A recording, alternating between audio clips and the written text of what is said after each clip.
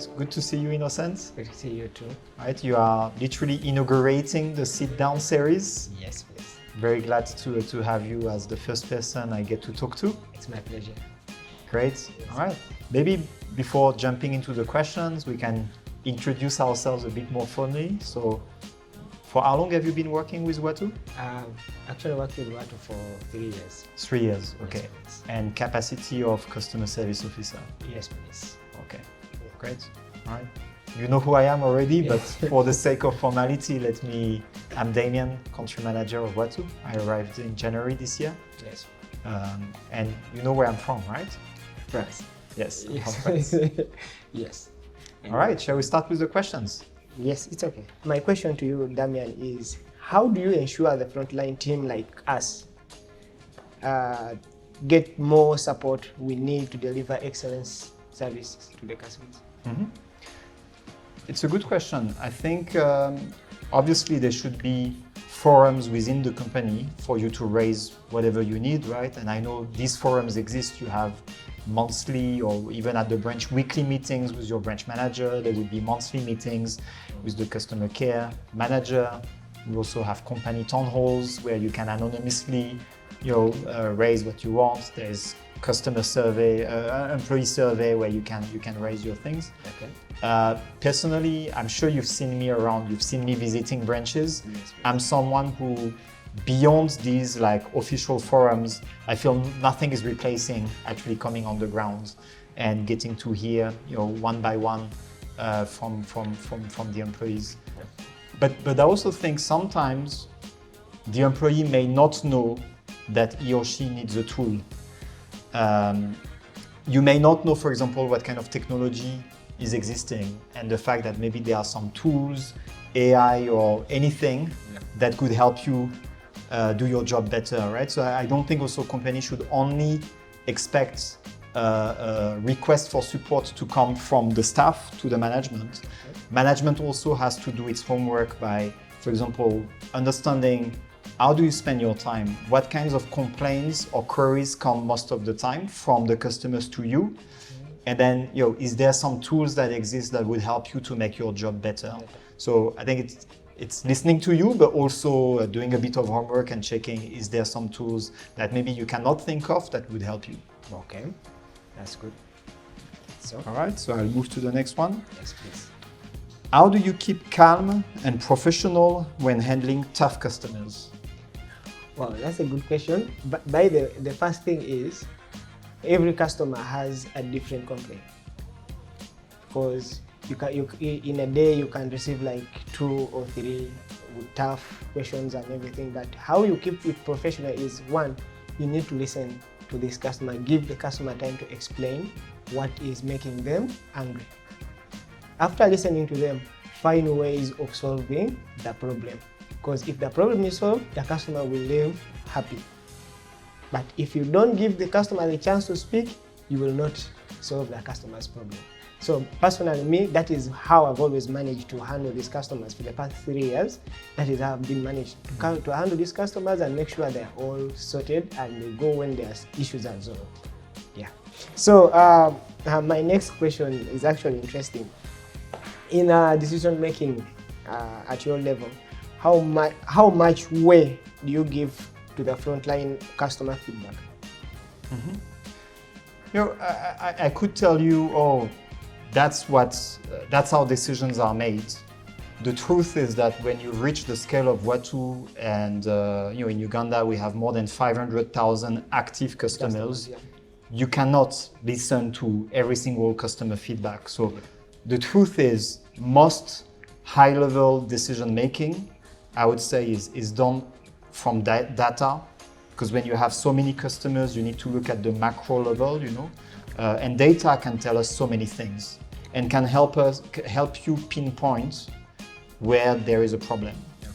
But I think data should always be completed or complemented by customer voice, verbatim, because sometimes data does not help you really understand what the problem is. So for me, it's really a mix of the two. You need data to have the big picture, the macro picture, and you need direct customer feedback to have like the context, you know, the qualitative understanding. That's for like big decisions. But I have also another, you know, kind of rule or guideline is when it comes to making a decision for one customer in particular. And sometimes it happens. Sometimes I'm even shocked that some requests come to me as country manager that this customer is at the branch, what should we do?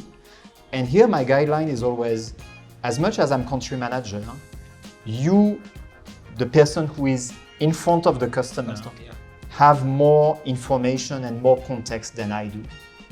So I would most times actually let the person who is closest to the ground, the person who has access to all the context and information to make the decision. I think it's important, you know, empower our customer service staff to make their own decisions. Otherwise, if you don't pay attention, your customer service becomes just a machine, right? With rules everywhere, and you don't let any decision making for the employees. In your view, what makes Watu's customer service unique compared to others in the industry? What makes the customer service of Watu unique is a lot.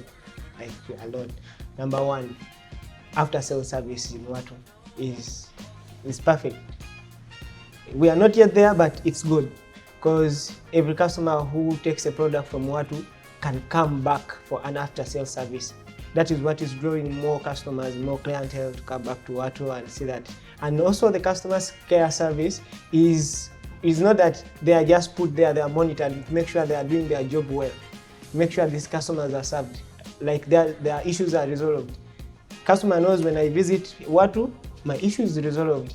I come out with when I'm okay. I think what you say is all about trust, right? Trust that we are not just here to sell something and then vanish. But if you have whatever issue later on, you will be sorted. And the branch is identified as a one-stop place where any issue can be sorted. Yes, actually that is what I mean. What piece of advice would you give me and my peers for building a lasting customer trust? Customer trust. I think a general rule, and it's a basic rule that you will hear everywhere, is under-promise and over-deliver. Okay. If you want to break your trust, over-promise and under-deliver. Very concrete example, which we are experiencing, battery mileage for the electric bikes. This is very key, right? Because the rider needs to know if I get a fully charged battery, how long can I expect, how much kilometers am I expecting to run? Some players in the market have been tempting to say, oh, it's 100K kilometers, but it's actually 80. And the consequence of this is that literally the rider will be left on the road with a flat battery, you know, and maybe the next station is 2 kilometers away.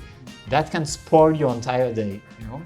And so typically Watu and Gogo on that are very, you know, clearly, no, this is 100 kilometers. Again, depends on whether you are alone or with a big load on your bike. But I think it's very important not to overpromise.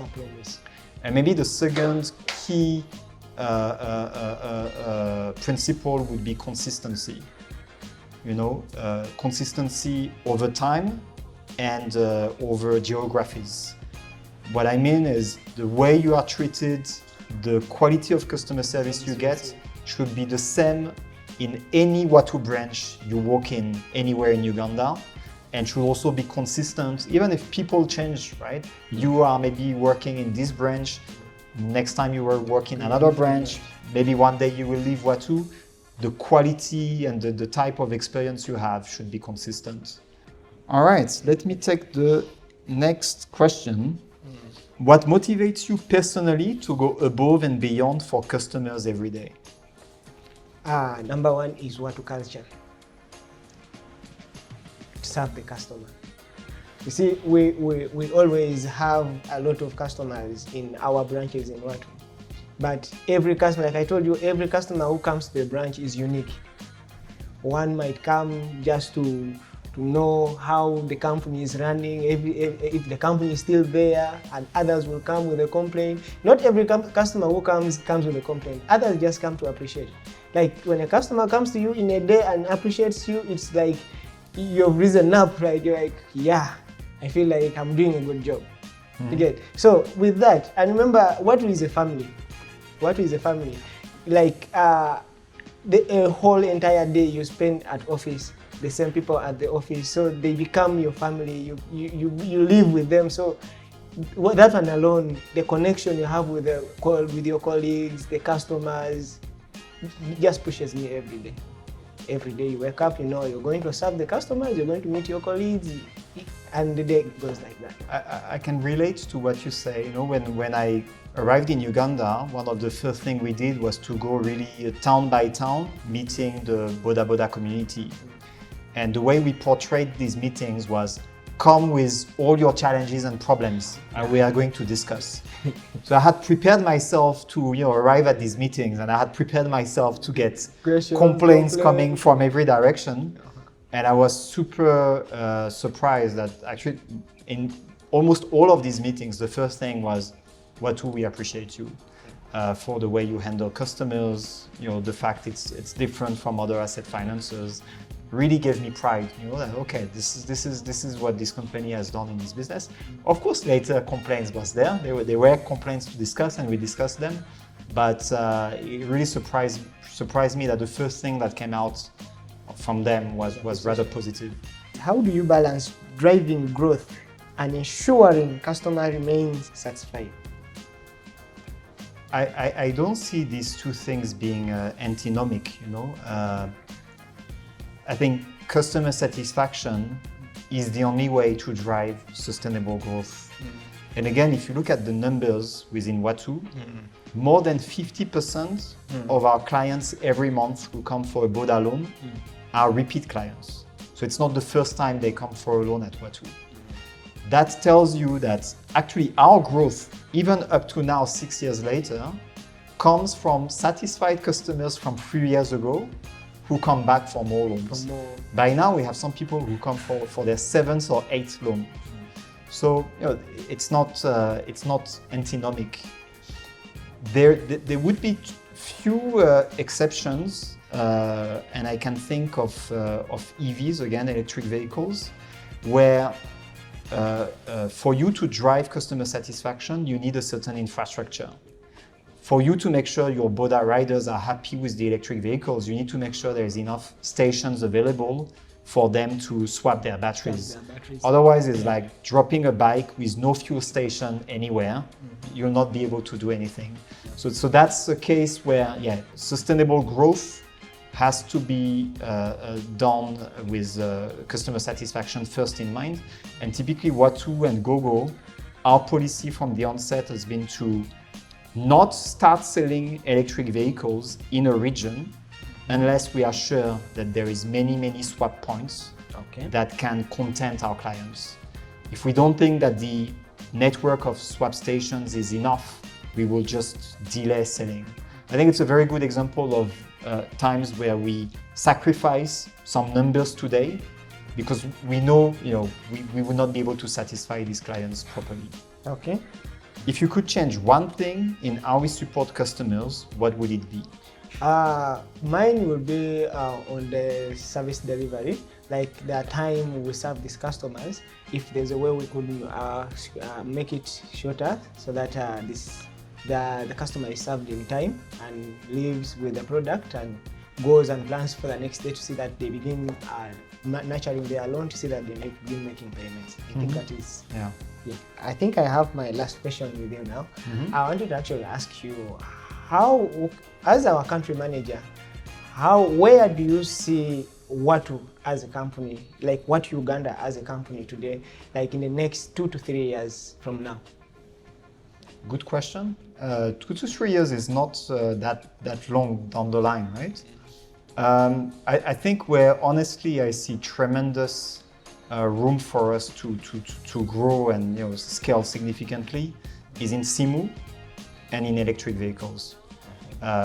With SIMU, we just celebrated 500,000 devices financed, but when you look actually at the demand, and the number of Ugandans who still don't have access to smartphones, 2 to 3 years from now, I think we should have reached like 3 million. Okay. And same when it comes to EVs, we've already been in this market for quite some time with ICE bikes. We have financed close to 200,000. EVs, last year we financed 2,000, right? Yeah. But we can see that the demand is getting there. What I'm very proud of is that we are in a position to shape, the evolution towards electric vehicles with our partnership with Google, accelerating the number of stations available in Uganda, yes. and educating, because it's new markets. And for our clients, for a Boda Boda rider, the bike is what brings food to the table. Right? So it's a very, very heavy decision, which bike am I going to buy? And in these cases, mostly people tend to go towards what they know. And they know ICE bikes. So it's our duty to educate, sensitize on how you can save with EVs, how much better it is for the environment, how you will, your overall cost of ownership will be lower, so you can make more money and save for yourself, for your kids. So that's, I think, in the next 2-3 years, that's together with Simu, it's going to be where we'll put significant investment, and make sure, I hope in 2 or 3 years, more than half of the bikes we see on the road would be electric. Wow, that is actually going to be good. Yeah, I think this has been really fantastic. This has been like educational. Personally, for me, it has been like a dream come true to talk to our country manager. So that has been my last question. Same here. It's been great speaking to you, Innocent. Yes. I'll see you soon at the branch. Thank you. I'll wait for you. My takeaways from this interview with our country manager, first of all, I've learned that decision making is not made on individual basis, it's made on a company basis. So it's not that they are supposed to make it on one basis, like only to satisfy an individual. No. Then number two, he is very passionate to work around with our company employees and customers, and to make sure that we really do our job well. And I feel as a person, he is really supporting to say that we really deliver and make sure that customers go home when they are happy. My takeaways from this nice discussion with Innocent, first of all, is the passion. I think it's obvious the passion to serve our customers transpire from him when he speaks about his experiences. And truly, he's the face of Watu for most of our customers coming at the branch. So that passion is super important. He did speak also about how tough it can be sometimes. Not all customers are happy. It can be that we are making mistakes or there is some misunderstanding. So you do have to deal with customers who may be angry, and that's part of the job. And he also talked a bit about the time pressure. Keeping customers happy at Watu means delivery on the timelines that we communicate. You should get your bike within 2 hours, you should get your phone within 30 minutes, and that translates into pressure for our front office staff. So I think it was very transparent about that, and mostly I'm grateful for people like Innocent being the face of Watu and trying their best to keep our customers happy.